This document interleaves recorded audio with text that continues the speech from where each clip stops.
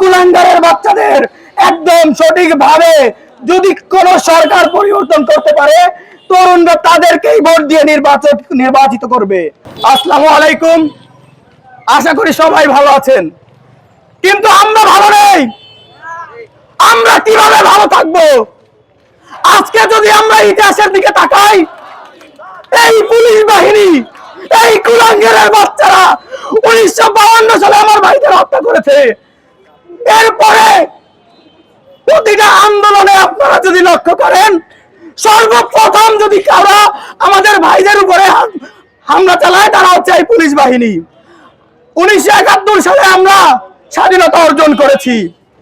আজকে স্বাধীনতার 54 বছর পার হয়ে গেছে, কিন্তু এই কুলাঙ্গারের বাচ্চারা, এই পুলিশ বাহিনী, এই প্রশাসন বাহিনী কোনো পরিবর্তন হয়নি।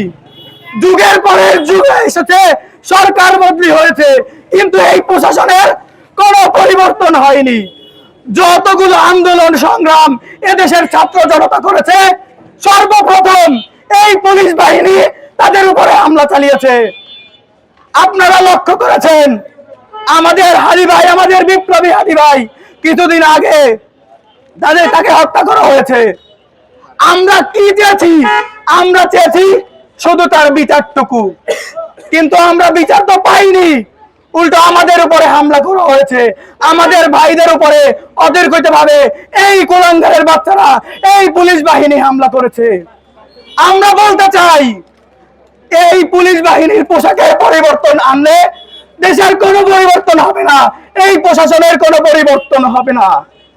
এদেরকে একদম গোড়া থেকে সংস্কার করতে হবে। নাম পরিবর্তন, পোশাক পরিবর্তন দিয়ে কাজ হবে না। এই কুলাঙ্গারের বাচ্চাদের একদম সঠিকভাবে যদি কোন সরকার পরিবর্তন করতে পারে, তরুণরা তাদেরকেই ভোট দিয়ে নির্বাচিত করবে। আমরা স্পষ্টভাবে প্রত্যেকটা রাজনৈতিক দলকে বলে দিতে চাই, আপনারা যারাই সরকার গঠন না করেন কেন, এই প্রশাসন বাহিনীকে যদি আপনারা সঠিকভাবে সংস্কার করতে না পারেন, আমরা আবারও রাস্তায় নামবো। আমরা যেহেতু একবার জীবন দেওয়া শিখে গিয়েছি, আমরা এই লড়াই থেকে কোনোভাবেই পিছপা হব না। আপনারা যতই আমাদের উপরে হামলা চালান না কেন, একজন যাবে, একজন আসবে, হাজিরা বারবার ফিরে আসবে। সো প্রত্যেকটা রাজনৈতিক দলকে বারবার হুঁশিয়ারি দিয়ে বলতে দিতে চাই, এবং প্রত্যেকটা প্রশাসন বাহিনীকে হুঁশিয়ারি দিতে চাই, আপনারা আমাদের জান নিয়ে খেলবেন, আমরা ভয় পাই না। আপনারা কয়জনের জান নিবেন, কতজনের উপরে হামলা চালাবেন, আমরাও দেখে নিব ইনশাআল্লাহ। ইনকিলাব জিন্দাবাদ।